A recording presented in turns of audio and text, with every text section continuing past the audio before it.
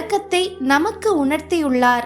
சரி, வாழை பெண்ணை பார்க்க மர்ம பூஜை என்ற ஒரு வார்த்தை அவர் குறிப்பிடுகின்றாரே, அதற்கான முழு அர்த்தம் என்ன என்பதையும் அந்த பூஜையை எவ்வாறு சித்தர்கள் செய்துள்ளார்கள் என்பதையும் பின்வரும் காணொளிகளில் விவரமாக தெரிவிக்கின்றோம்.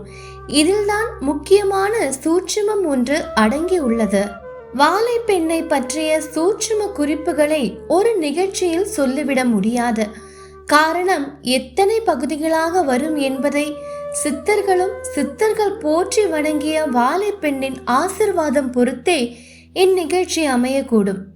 ஆகையால் நேயர்களாகிய நீங்கள் பொறுமையுடன் காத்திருந்தால் மட்டுமே பல சூட்சுமங்களும் ரகசியங்களும் இந்நிகழ்ச்சியில் வெளிவர இருக்கின்றது. வாழை பெண்ணை பற்றி நாம் பேச வேண்டும் என்றாலும் அல்லது பெயரை உச்சரிக்கிறோம் என்றாலும் நிச்சயம் முற்பிற